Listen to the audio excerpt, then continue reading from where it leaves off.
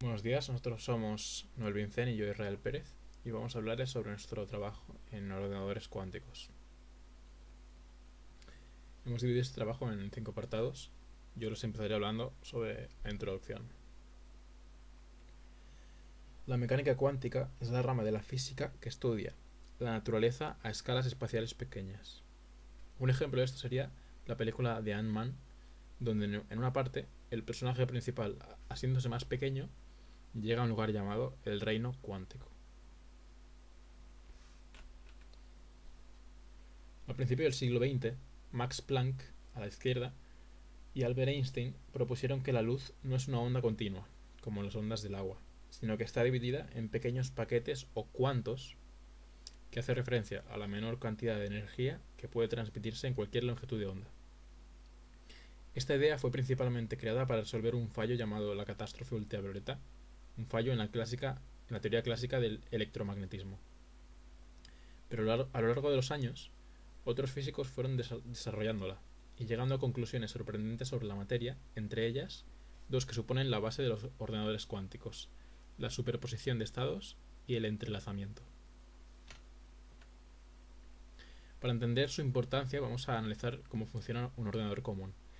El ordenador tiene como unidad básica el bit, que puede tener dos estados, 0 o 1, y con estos podemos realizar operaciones lógicas como AND, OR, NOT, etc., que a partir de estas operaciones sencillas se pueden construir operaciones muy complejas.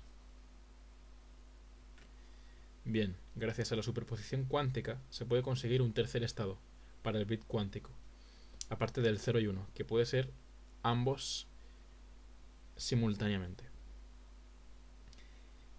El entrelazamiento cuántico hace referencia al fenómeno de partículas entrelazadas o enredadas entre sí, que debido a esto no se comportan como partículas individuales, sino como un sistema con una función de onda, aun y estando separadas por distancias.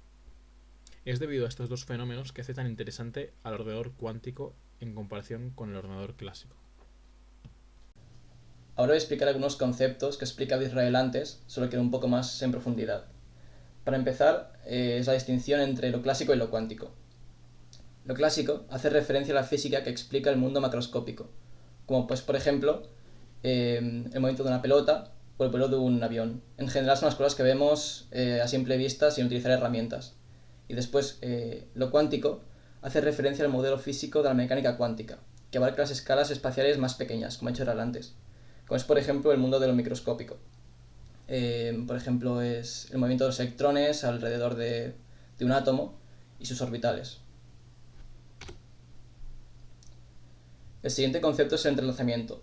El entrelazamiento es un fenómeno cuántico en el que los estados de dos o más objetos se describen mediante el estado único que involucra a todos los objetos del sistema, aun cuando los objetos están separados, a una distancia que se puede ver aquí representada. Y por último queda la decoherencia. La decoherencia es un término que explica cómo un estado cuántico puede dar lugar a un estado físico clásico. Digamos que la decoherencia tiene lugar siempre que se observa o se analiza un estado cuántico. Por ejemplo, aquí tenemos la clásica visión del gato de Schrödinger, que sin poder verlo, o sea, cuando no lo vemos o no lo calculamos está muerto y vivo al mismo tiempo. Sin embargo, cuando lo vemos, se determina si está vivo o muerto. Sin embargo, si no hemos visto si está vivo o muerto, sigue indeterminado, que es lo característico de un sistema cuántico. Ahora voy a explicar la parte del qubit. Un qubit o bit cuántico es la unidad mínima de información dentro del ámbito de la computación cuántica, de la misma manera que lo es el bit dentro de la computación convencional. Lo que diferencia principalmente al bit del qubit es que el bit está definido por valores de voltajes para registros binarios y los qubits están definidos por estados cuánticos que suceden en ellos, como propiedades del mismo bit o la misma partícula que se utilice como bit. De hecho, los qubits son partículas subatómicas como electrones o otros átomos individuales atrapados en campos magnéticos y aislados unos de otros. Se llama el valor que puede tener el bit como estado del bit, que puede ser 1 o 0. Entonces, el valor del qubit depende de las propiedades de la partícula que se use. Luego, la diferencia entre un bit y un qubit es que el qubit, al tener propiedades cuánticas, puede tener un valor de 0 y 1 o 0 y 1 al mismo tiempo. Y esto se vería como una especie de probabilidades de que pueda ser 1 o 0 definidos dentro de una esfera que se llama esfera de Bloch, que está de aquí, mientras que el bit solo puede tener un valor de 0 o 1. Entonces, es debido a estar sometida a estas propiedades cuánticas que el qubit no está limitado a adoptar un valor de 0 o 1 como el bit, sino que aumenta bastante el número de estados en el que puede encontrarse. Este tercer estado de estar entre 0 y 1 al mismo tiempo hace que aumente mucho los estados, en resumen.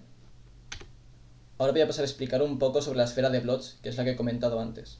El valor de 0 y 1 que puede adoptar el qubit, que está aquí representado, desde un punto de vista clásico, solo se muestra la posibilidad aquí dentro que hay de que el qubit sea 1 o 0, marcado sobre un eje vertical. Esta probabilidad viene dada por el valor de esta letra griega, que se llama psi, y si está en el hemisferio superior, esto quiere decir que hay más probabilidades de que sea 0, y si está en el hemisferio inferior, eso quiere decir que hay más posibilidades de que sea 1, cogiendo como referencia de observación el eje vertical.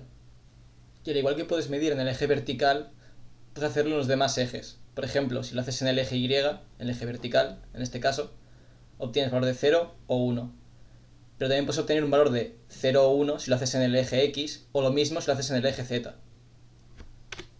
Entonces, es importante saber en qué eje se mide primero, ya que al medir un eje, por ejemplo en este caso se mide en el eje X, se obtiene un valor para este eje y para los demás se obtiene un 50% de posibilidades, ya que esta flecha que tiene valor de psi equidista de los puntos más separados en la esfera de Bloch que marcan los demás ejes. Entonces, es por esta falta de definición que al aumentar el número de qubits de un ordenador cuántico se consigue aumentar exponencialmente su capacidad de procesamiento, en lugar de conseguir un aumento lineal como sucede con los ordenadores convencionales. Después, se crean cadenas de qubits entrelazados para hacer cálculos cuánticos mediante algoritmos. El problema de esto es que los qubits tienen que estar aislados para que se produzca el entrelazamiento, ya que pequeñas perturbaciones pueden afectar el estado de los qubits, debido a su inestabilidad y sensibilidad. Además de estos inconvenientes, debe mantenerse a temperaturas cercanas al cero absoluto para que la energía térmica no genere perturbaciones en su estado. Todo esto hace que los ordenadores cuánticos sean propensos a cometer errores de cálculo, ya que estos problemas pueden generar la decoherencia y que el sistema quede definido, cosa que no se quiere al hacer los cálculos cuánticos. Hardware y funcionamiento. En la práctica, un ordenador cuántico no cuenta ni con disco duro, ni memoria RAM, ni gráficos. Es un sistema puramente computacional en el que de momento no hay entornos de desarrollo, ni compiladores o lenguajes de programación. Tan solo tenemos un procesador al que se hacen llegar las señales de microondas necesarias para gestionar los estados de los qubit. Como referencia, presentaré el ordenador cuántico 2000Q de la compañía D-Wave. Este modelo tiene unas dimensiones de 3 metros de largo por 2,1 metros de ancho por 3 metros de altura. El recinto principal a la izquierda contiene sistemas de refrigeración criogénica, aislamiento y conexiones de entrada-salida que acompañan al procesador. La mayor parte del volumen del sistema se utiliza en acomodar el sistema de refrigeración y para facilitar el acceso al servicio. El refrigerador y las capas de aislamiento crean un ambiente interno de alto vacío que aísla de los campos magnéticos externos, vibraciones y señales de radio de cualquier tipo. Los muebles contiguos contienen los subsistemas de control y los servidores de interfaz que brindan conectividad al sistema. El sistema es capaz de integrarse en datacenters estándares, entornos informáticos de alto rendimiento y en nubes públicas y privadas. El sistema de refrigeración opera a menos de 15 mK, cerca del cero absoluto. Esta temperatura extremadamente baja junto con el entorno blindado aísla al procesador cuántico de su entorno, evitando la decoherencia. En este sistema de circuito espiral se utiliza refrigerante de helio líquido. El sistema de aislamiento se compone de materiales superconductores y alta permeabilidad, para proteger tanto el recinto de refrigeración como los subsistemas de entrada-salida conectados al procesador, con un blindaje magnético que consigue campos por debajo de 1 nanotesla. El procesador cuántico, o QPU, está construido a partir de una red de pequeños loops de metal niobio, cada uno de los cuales representa un qubit. Se utiliza este material debido a que por debajo de las temperaturas de 9,2 Kelvin este se convierte en un superconductor y exhibe efectos mecánico-cuánticos. Los qubits están conectados a través de acopladores que también son loops superconductores.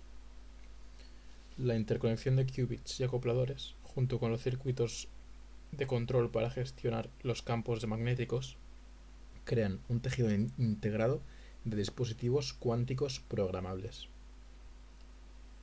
Cuando la QPU llega a la solución de un problema, todos los qubits se asientan en sus estados finales, y los valores que contienen se devuelven al usuario como una cadena de bits. Esta QPU cuenta con 2048 qubits y 5600 acopladores. Para alcanzar esta escala utiliza 128.000 uniones Josephson, un efecto físico que se manifiesta mediante un fenómeno cuántico llamado efecto túnel entre dos superconductores separados. A diferencia de las CPU clásicas, esta QPU disipa cantidades insignificantes de calor durante el cálculo. Este sistema consume menos de 25.000 watts de energía, la mayor parte de la cual se destina al funcionamiento de los servidores de refrigeración e interfaz. Por último, voy a explicar la parte de aplicaciones de ordenador cuántico y su futuro. La principal aplicación hoy en día del ordenador cuántico es para algoritmos cuánticos y para poder computarlos. Esto, por ejemplo, se utiliza luego en simulación cuántica, que sería ver a nivel cuántico cómo funciona un átomo o una red de átomos que están en superposición. De los usos más potentes de, digamos, la cuántica a nivel de computación y algoritmos es hacer sistemas de seguridad informática y de encriptación y cifrado de claves. Esta parte del encriptado cuántico es muy potente, ya que cuando tenemos un mensaje sin leer, que no es interceptado por ningún espía o tercero, lo tenemos, digamos, sin definir. Entonces es cuando se lee o cuando se intenta leer que, digamos, la clave queda definida. Entonces se puede saber cuando se ha leído un mensaje. Y esta es la parte más potente que hay de momento utilizando sistemas de qubits. También se utiliza para sensores cuánticos, ya que estos son mucho más potentes, y también la implementación de algoritmos cuánticos aplicados al aprendizaje automático, para diferentes inteligencias artificiales, digamos.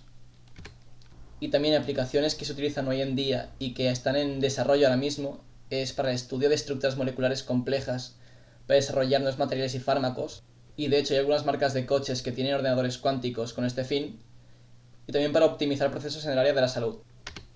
Y en cuanto al futuro, también puede servir para implementar sistemas mucho más complejos de simulación física y química, a nivel molecular me refiero. También para redes de comunicaciones, que hoy en día utilizan bits, pues que pueden utilizar qubits. También para el balanceo eficiente de asignación de recursos energéticos, es decir, que con esto me refiero a que los algoritmos cuánticos pueden adaptarse a muchas posibilidades y tener todo esto en cuenta, es decir, hacer algoritmos mucho más potentes. Y también para crear robots creativos que utilicen inteligencia artificial, computación cuántica y algoritmos cuánticos, y que puedan ser inteligencias artificiales mucho más potentes de las que tenemos hoy en día. Esta es la bibliografía que hemos tenido en cuenta para hacer este trabajo. Y esto ha sido todo. Espero que lo hayáis disfrutado y que hayáis aprendido algo.